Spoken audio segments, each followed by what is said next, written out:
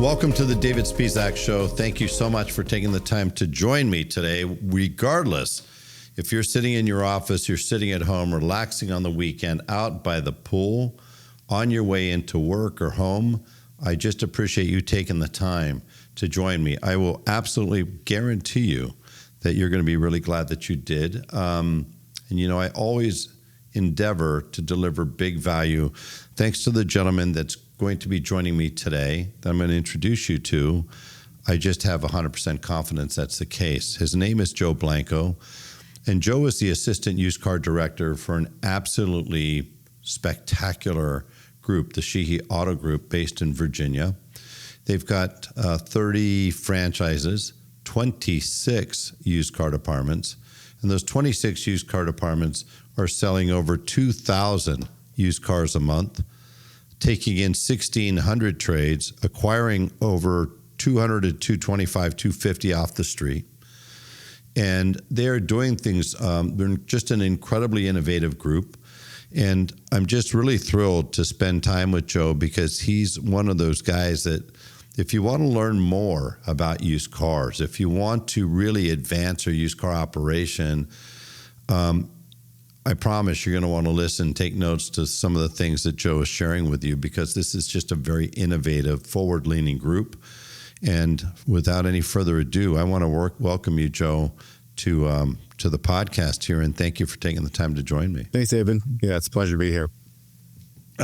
So, Joe, there's a lot I want to cover for everybody, but one of the things I do want to cover first is, you know, you're 15 years into the business, right? That's right. Just hit 15. 15 years in the business, 9 years with Sheehy. You've been about a year and a half in your current position as assistant used car director over 26 different departments. It's a big, big gig. I'm curious, how did you get here? I personally always have this big curiosity, and I love sharing it with people, people's stories, because it just goes to show you this business is so unique, and how everybody in this business that you meet got to where they got to is even more unique. It says sometimes it defies logic, but I'm curious, like, how did you end up where you are right now in this position with this fantastic group? How did that happen? Yeah, David. So as I was sharing before the podcast started, so kind of funny story. I just hit my 15th year in, really just recently, actually. I started in business. I was 18 years old. I was delivering Papa John's pizzas, and I, obviously knew that was not what I wanted to be doing, but I started applying for sales jobs. I ended up getting an interview at the Toyota dealership, Tyson's Toyota, Kuhn's Tyson's Toyota, which is a legendary store in the DC market. I got very lucky. The sales manager that hired me, his name is Matt McElroy, was a, very passionate, process-driven sales manager. The general manager was Jack Ballinghoff, who is the COO of Oarsman, and George O'Connor was the used car manager at the time, who's also now the corporate used car director at Oarsman. So, I got great group, super, super lucky with being hired into that store. Really good mentor, salesperson. I sold cars there for about a year. I ended up going to a different store, different group, Volkswagen dealership, which was, again, looking back, very lucky that I ended up at this store. It was the #1 VW store in the DC area. I worked there for about a year, and then the original sales manager that hired me became the general manager at Falls Church Ford Kuhn store. Called me up. I went back, worked with him. I was the top salesperson there, or top couple of salespeople there for a couple of years, 2 years. They sent me to F&I school. I did decent at finance. I won't say I was the greatest finance manager of all time, but I was, I could get by for sure. Kuhn's is a very competitive environment. I got very lucky at 21 or 22. I was the finance manager at the used car center. And as, opportunities typically arise in the car business, I was the next man up. And I became the used car manager at 22. At 22 at the Kuhn's outlet. Wow. I had no idea what I was doing. I had to the one of the senior managers of the company came by, taught me how to appraise a car, and said, "There you go. Run. Good luck to you."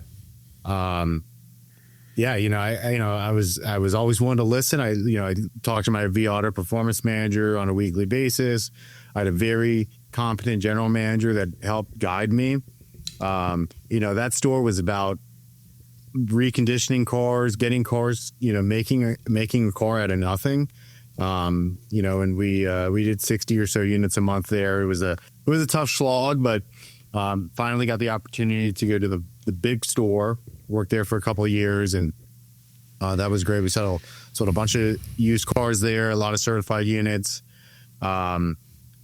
Fast forward to, I guess, 2014 or so, and I left there for a little bit better opportunity, I thought.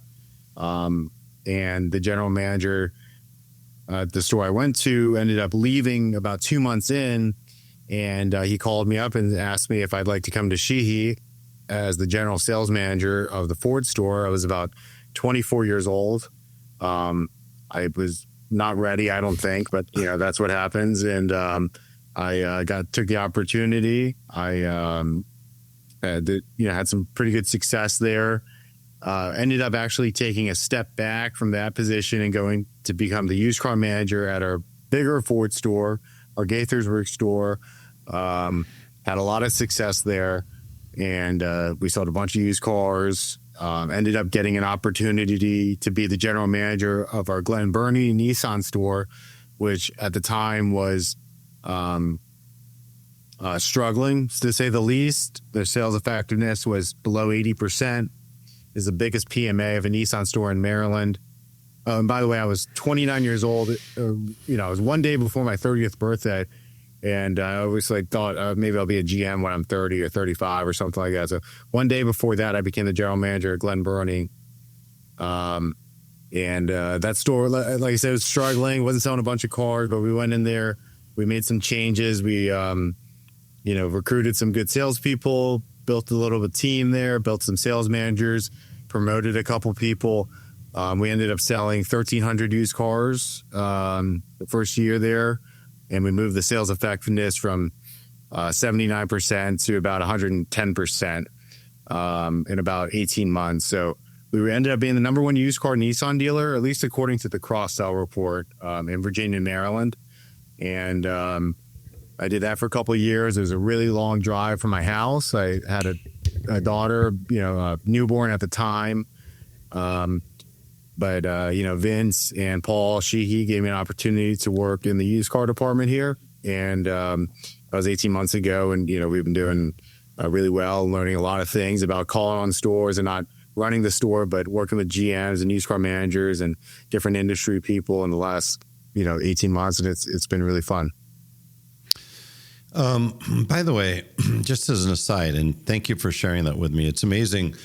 There is literally an unlimited number of paths to get to a level of great success, and obviously you're not close to done. Obviously, at your age, you've done extremely well. You've grown a lot. You've learned a lot, and been exposed to a lot. And you've been fortunate enough to spend the majority of that time, 9 years, in the Sheehy organization. For people that are not familiar with the Virginia market, with this Sheehy organization, would you mind sharing, Joe, what is it that makes them so special? They're a highly revered, very respected auto group that's been around for a long time. Do you happen to know, or can you share a little bit about the history of the Sheehy company and why they're so highly regarded?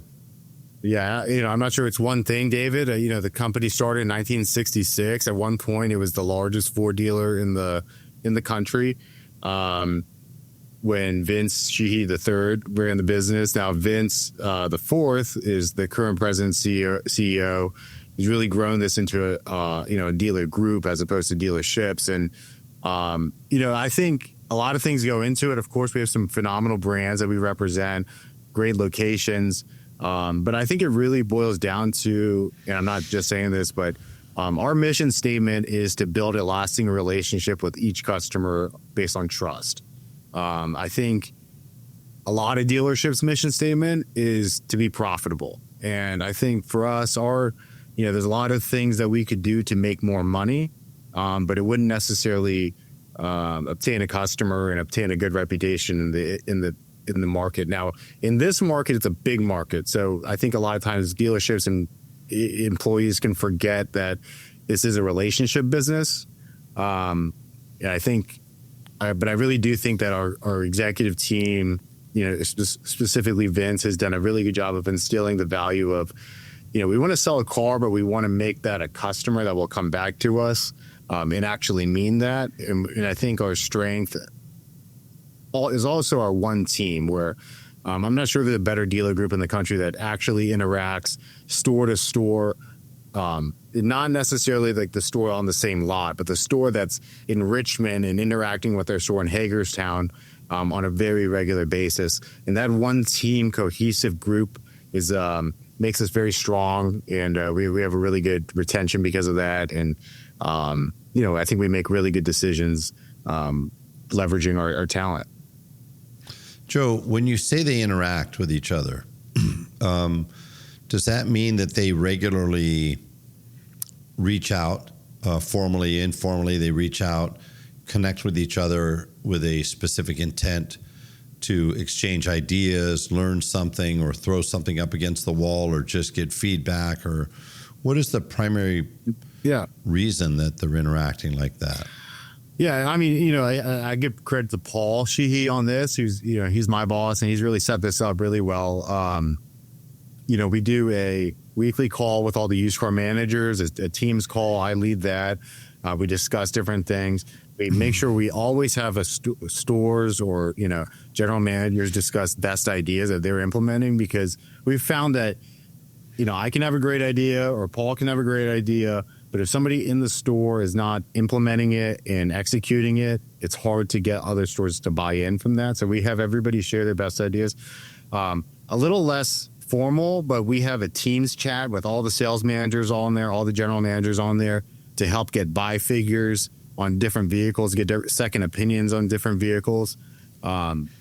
We also do twice a year. We do a big used car meeting with all the sales managers and GMs, get together off-site and spend the day together.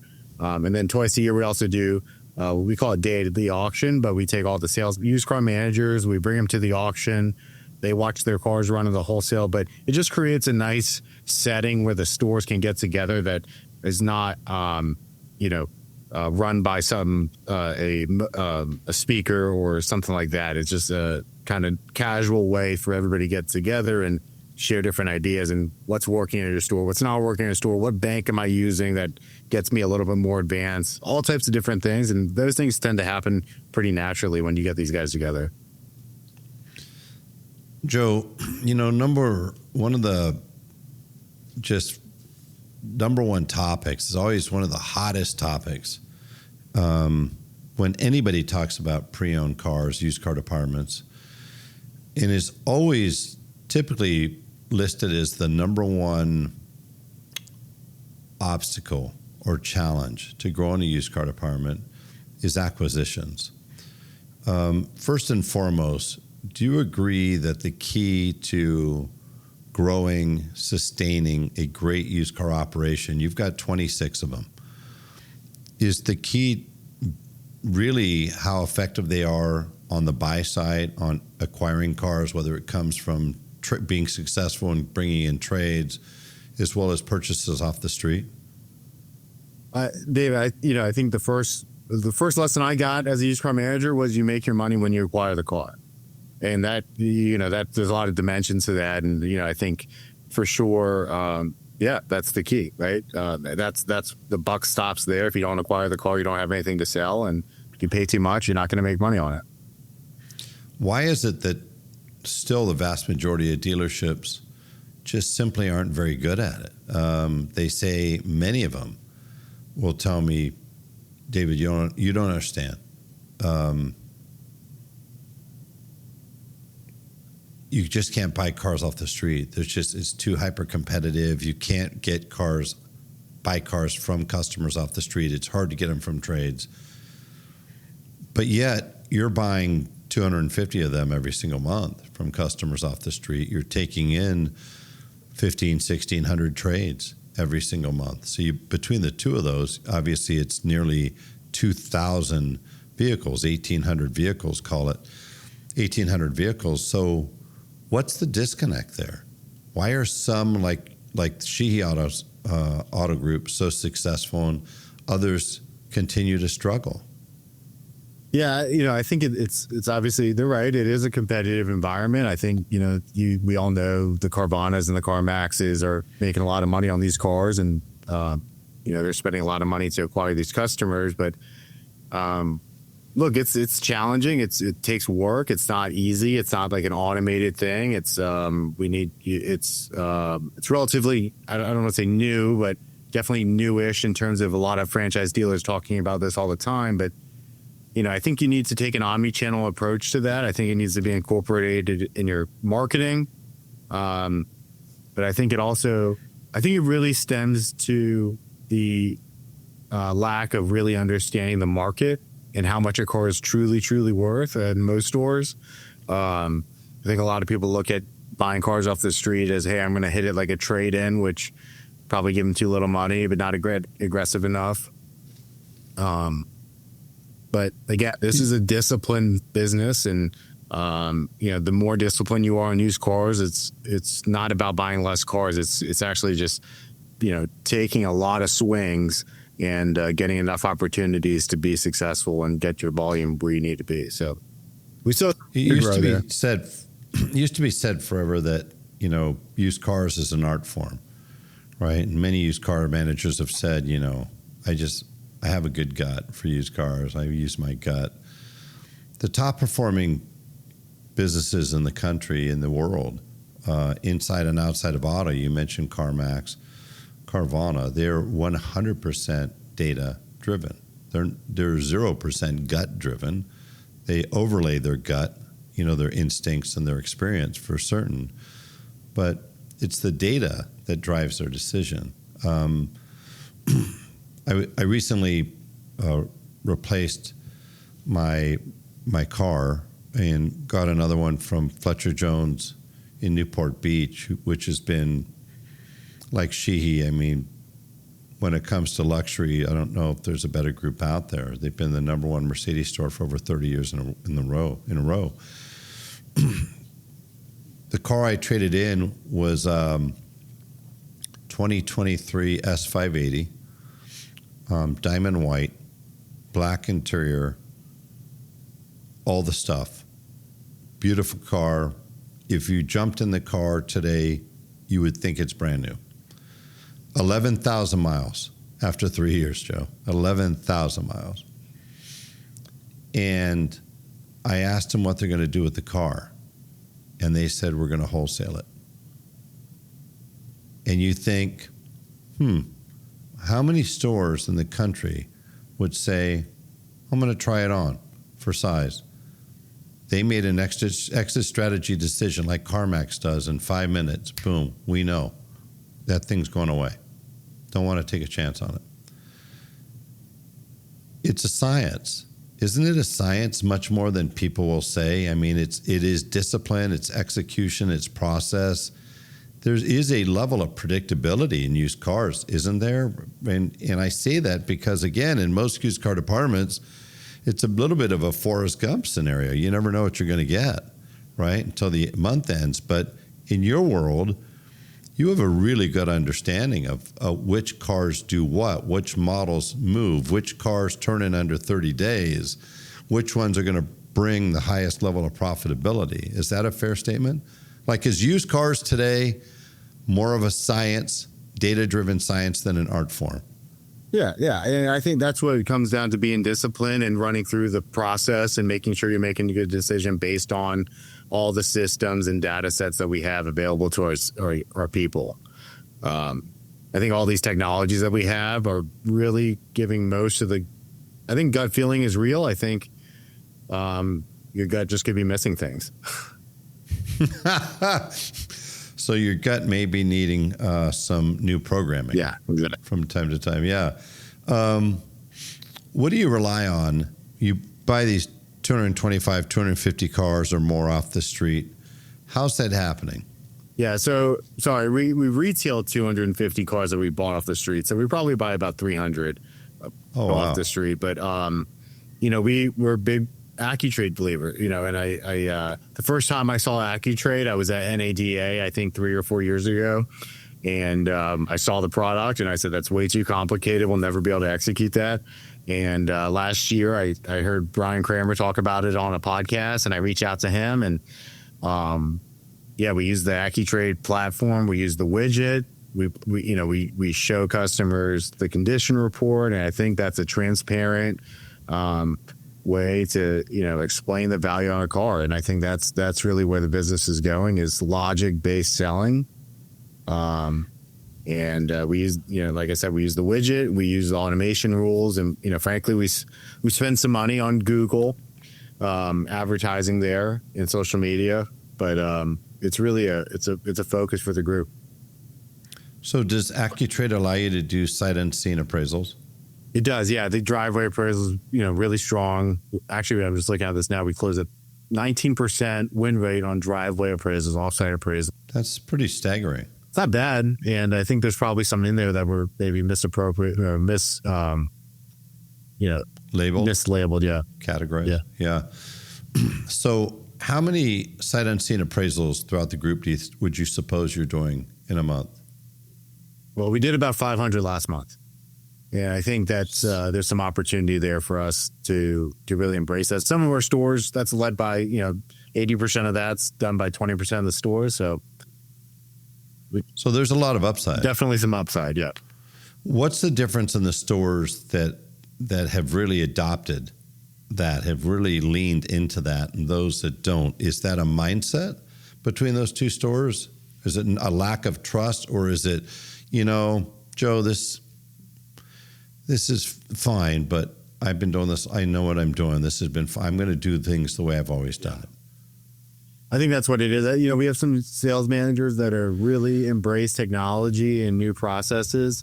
I think it really just comes down to humility, and they're actually, they're our best performing used car stores, and actually our used car managers that really understand the business the best. That's why I really believe in AccuTrade, is because truly the real great used car people in our company love it and use it. And, the stores that there's probably some meat on the bone are the ones that have taken a little longer to adapt. But our usage is significantly improved. In the 45 plus years I've been in this industry, I've been to a countless number. I mean, I can't even begin to count hundreds and hundreds of seminars, webinars, training sessions, industry events, workshops. And I've been on the teaching end of a lot of those as well. Interestingly, I've never seen any class ever offered to help dealers or dealership managers improve their self-esteem. And I think there's a reason for that. I think that if you're in this business, you have to be self-assured. You have to be hopefully not cocky. You mentioned humility. So you can't go beyond the line, but you do have to be kind of like a closer in baseball, where you give up a game-winning home run and you got to have the ability to snap back and come back the next, you came off a tough weekend or a bad month. You got to be able to snap back. You agree? Definitely. Yeah. That's good. But sometimes some people have a level of confidence, maybe even hubris, that disallows them to activate the humility aspect of this that you just talked about. And I bring this up because I would imagine it's not easy for some people to say, I'm going to literally take my hands, so to speak, off the wheel of acquisition, and I'm going to give that over to a piece of technology, AccuTrade. Okay, in other words, I believe AccuTrade is better suited, better prepared, better equipped, more intelligent than I am in order to make the best acquisition decisions. As you said, you always make it on the buy side. And don't you think to some degree that maybe that plays a role, that it's hard for people to say, I've been doing this my whole life. I've been doing it. use my gut, and now I'm going to let a technology do that. And maybe even there's a fear that if the technology proves itself to be spectacular, is that a problem for me? Yeah. I mean, this is how we've always done things. Is definitely, it's like chalkboard, nails on a chalkboard to me. Sure, I think people definitely have a tough time letting go. I think this whole thing is about letting go, right, and giving control back to the customer. Sort of. I think ultimately it's just like buying cars off the street. I'm starting to realize that I think it's about buying a car from a customer who doesn't necessarily know that they want to buy it, right? And this technology has kind of let us do that, getting a super clean, easy way of putting the customer in control. That's what AccuTrade is going to give you. I think it's relying on the sales manager that got you to 80 cars but can't get you to 100.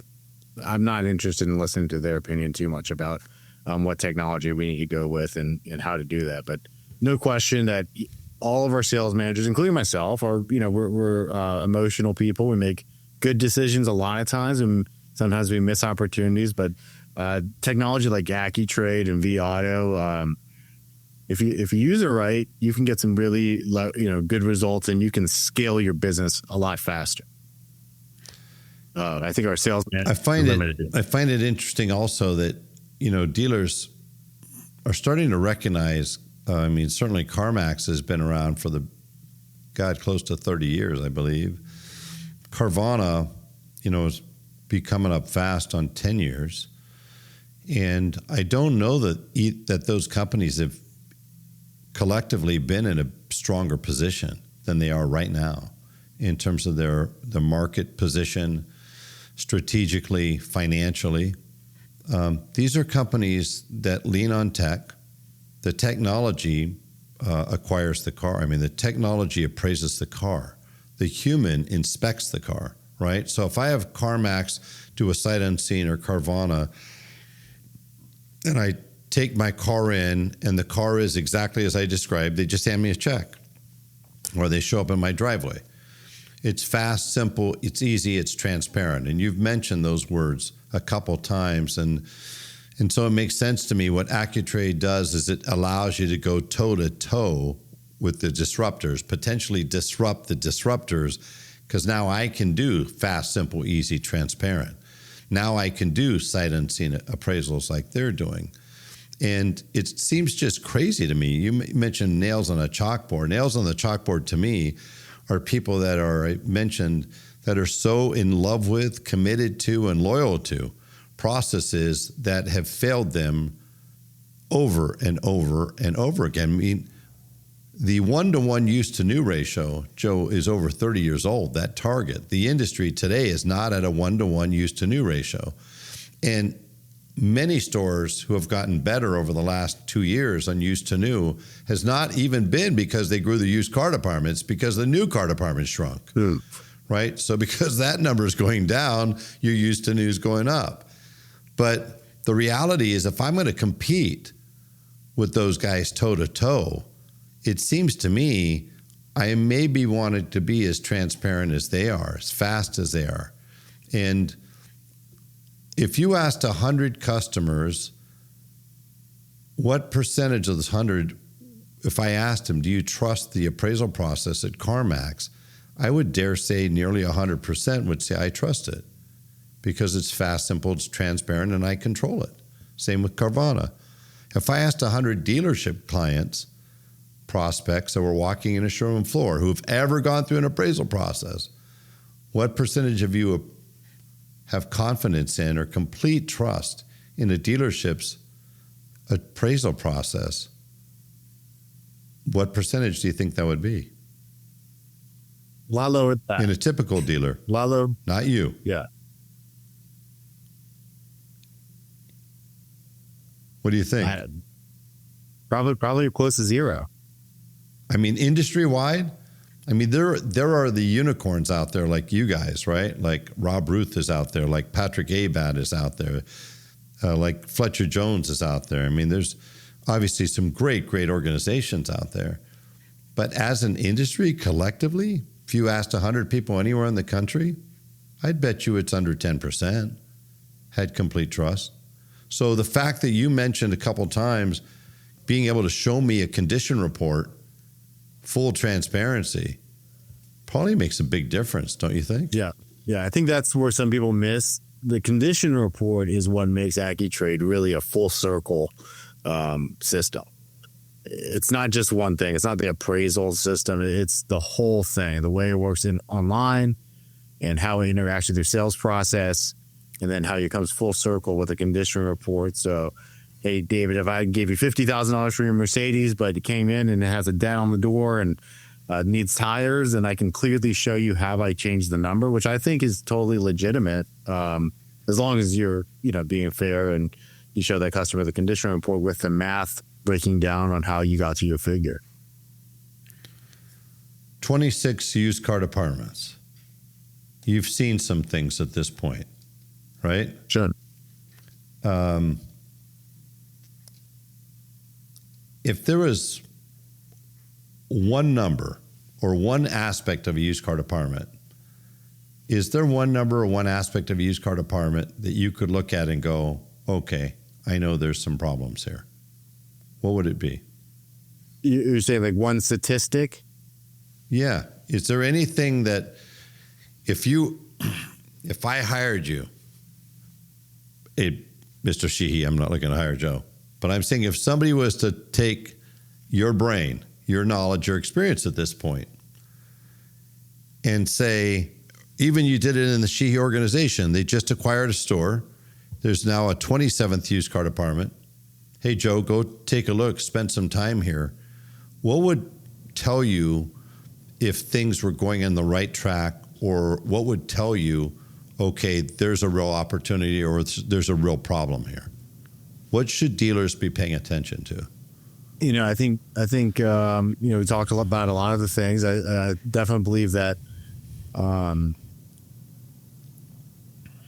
you could look at your cost to market as probably one of your first things. But really one of the ones that is kind of hot on my mind right now is, how many cars are you appraising and how many cars are you selling? And if you're not appraising enough cars, it's probably not just, you're not getting the opportunities. It's probably a cultural problem where the staff is, telling the customer to take the car somewhere else. It's been too hard to get a trade-in figure from the sales manager. That's to me, I think, is like the one key number that people are probably not paying attention to enough. They talk a lot about look to book and different stats like that, but just the raw appraisal number to me is a key indicator on how well does used car manager or used car departments running. I like that a lot. I think there's in my estimation, the first thing I look at is appraisals. Same.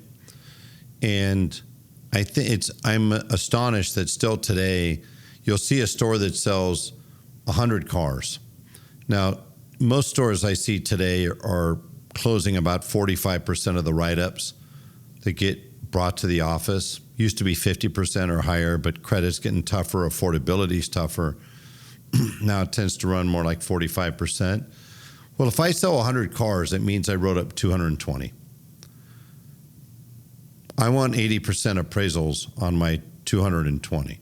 So that means I want roughly 175, 180 appraisals. But when you look at most stores, if you look at that store, you're lucky if you see 100 appraisals in most. If I see a store that does 100 cars a month, they might be appraising anywhere from 80 to 120.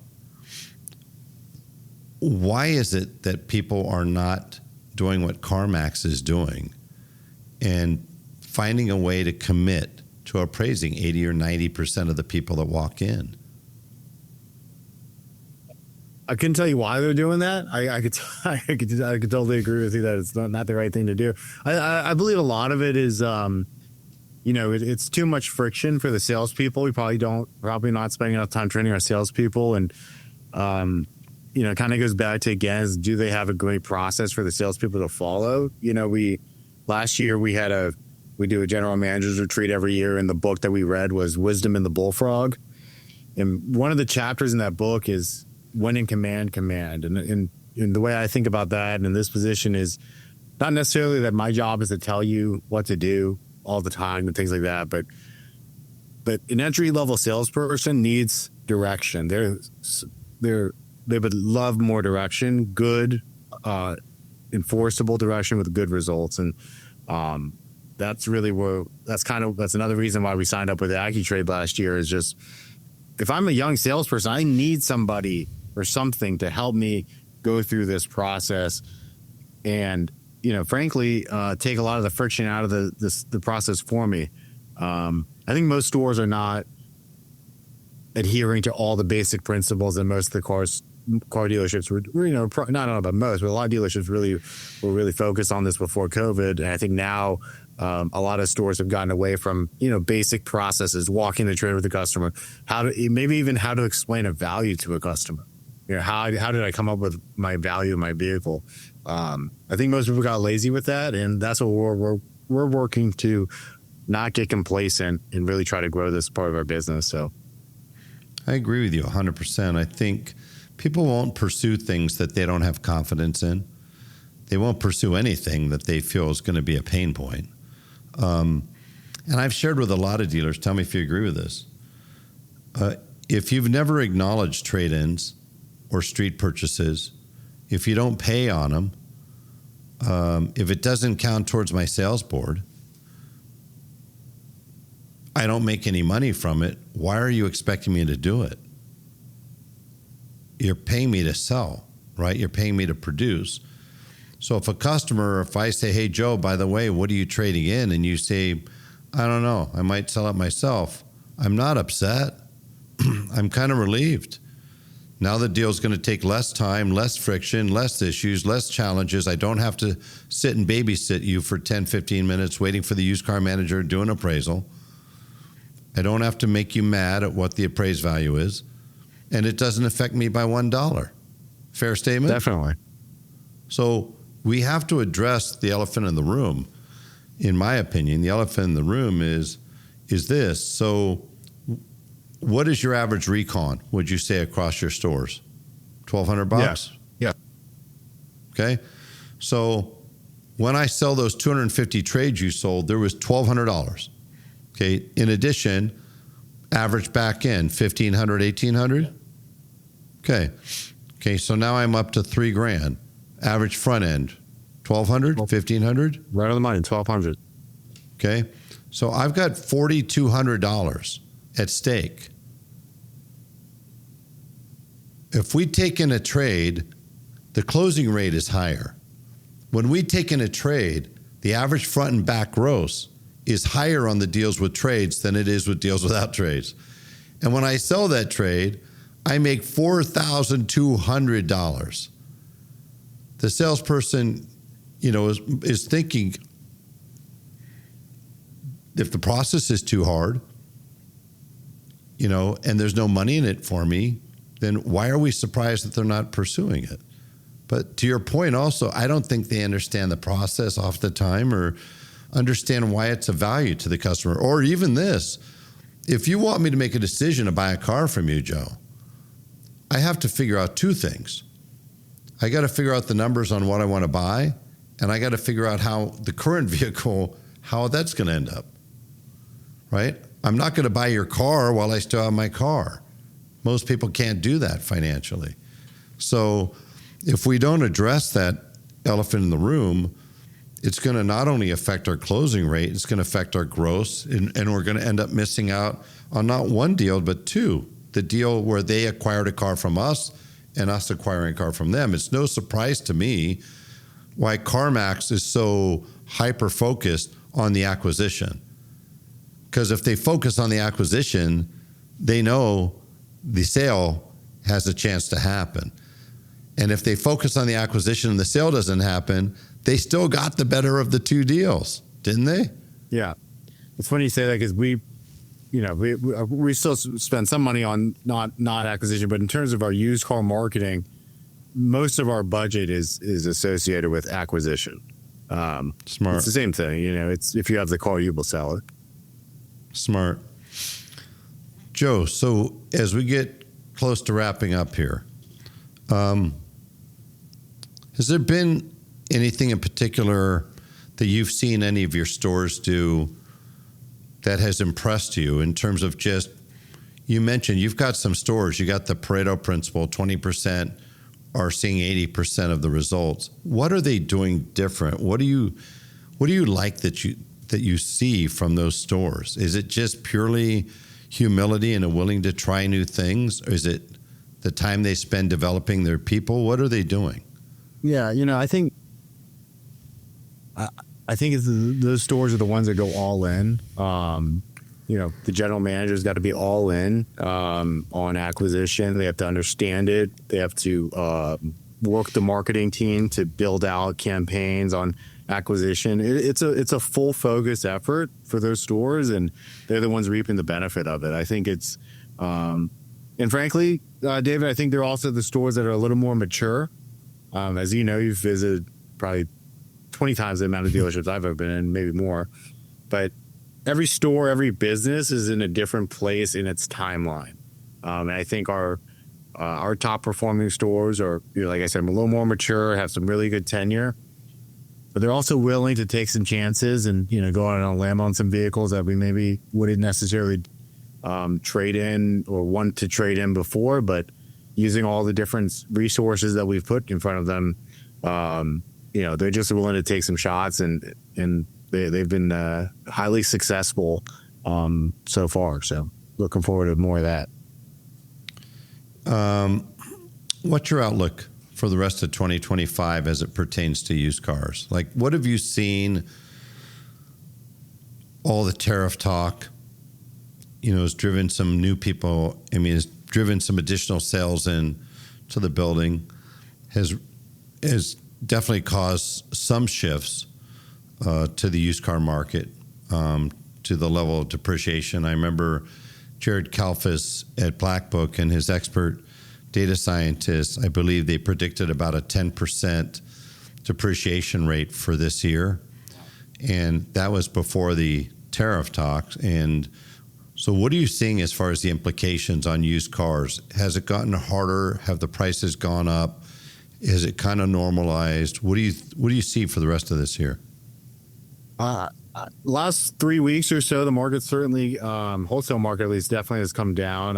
Our traffic has been quite robust. I think we're going to focus on acquiring direct from customer. To me, if I can buy a car from a customer, I'm pretty much okay with it, no matter what brand it is, their price. We're going to focus on the cheap stuff, David. We're going to focus on putting affordable units on the lot, not get too crazy with it. I definitely feel like the used car market's very resilient. Hopefully the rates get cut here next quarter. But to me, it's, again, staying disciplined, retailing cars in the same market and appraising cars for the market value. We'll be good to go. We'll probably stay away from the auction as much as we can. We'll still dabble, but we're bullish. We're really expecting a good year. We've had a great 6 months so far, or 5 months so far this year. We think we can probably set another company record and make some money doing it. Last question. In your mind, every market is different because it depends a lot on the strength of the demographics, right? How healthy is the economy? But if you were to say for most stores, in most markets, is the key to keep your cost of sale sub 22, sub 21, sub 20? Would you say that's, if there was one thing that you need to do to spur, we mentioned, what are the things you look for to know whether things are going right in the department or not? You mentioned appraisals. I did as well. Another one is turn rate. If I see a store, and the first thing I look at is if they're turning 40% of their cars in under 30 days, and I know they got the wrong cars, right? Yeah. If they're turning 80, 90%, I know they got the right cars. And the biggest thing I see in the right cars is the right price, is the right cost. Is the right number in your mind, if you want to really spur your sales, hyper-focusing on sub 20, sub 22? Yeah, we focus on 25,000 and under, David. But yeah, 20, 22, it's an affordable car. It's new enough. It's a warrantable car, and the financing is still pretty good in that range. So yeah, I'd agree with that. 25,000. You're starting to creep up a little bit, closer to 30,000. But for us, $25,000 and under seems to be the sweet spot. The magic number. Joe, I can't thank you enough for taking the time. I know 26 departments to watch over. Free time is not in your in your normal day. So the fact that you gave me an hour is pretty cool and very much appreciated. I thank you for sharing your insights, your experiences. I love your journey. Yet, for everybody listening there, we have another pizza boy. Well, highly successful. Craziest thing about this business, there's a lot, I don't think there's an industry that has created more millionaires or billionaires than our industry. I don't know of another industry that impacts their communities at a ground level more, either because they're entrenched in the community, like the Sheehy organization, or because of just the taxes that get generated for their municipalities and their communities. And I certainly don't know of another industry that you could walk in with a high school diploma, without a high school diploma, without a college diploma, that you could walk in straight from delivering pizzas a week ago to getting hired into a salesperson's job. And if you perform at a very high level, the way you did, that you wake up in a year or 2 years being a sales manager at GSM, and you're sitting here now only 15 years in, and you're over 26 different used car departments for one of the great automotive organizations. This business is truly like no other, don't you think? I'm a lucky guy, David, definitely. Yeah, you and me both. So I'm 45 plus years in. I love this business. I've never loved it more. And I'm just thrilled to have the opportunity to meet people like you. And I really appreciate you sharing your insights and ideas with us. So thank you for that, Joe. If you want to get in contact with Joe, you could find Joe on LinkedIn. You could go to davidspisak.com and we'll connect you up there with Joe. And if you wanted to have a connection with him on LinkedIn, you could certainly also download this episode and access it in a myriad of ways on the website, of course, Spotify, Apple, or anywhere you get your podcast. But thank you for taking the time to join. If you would be so kind, if you know somebody who wants to improve, wants to grow their used car department, please share the episode with them, and would appreciate any comments, whether it's good, bad, or ugly. I like them all. That's how I learn. And last but not least, Joe, I wish you and the entire Sheehy organization a spectacular rest of your 2025 and all the best. I'm looking forward to seeing you continue to do what you do really, really extraordinarily well. Thank you. I appreciate it. Look forward to seeing you sometime soon. Thanks, David.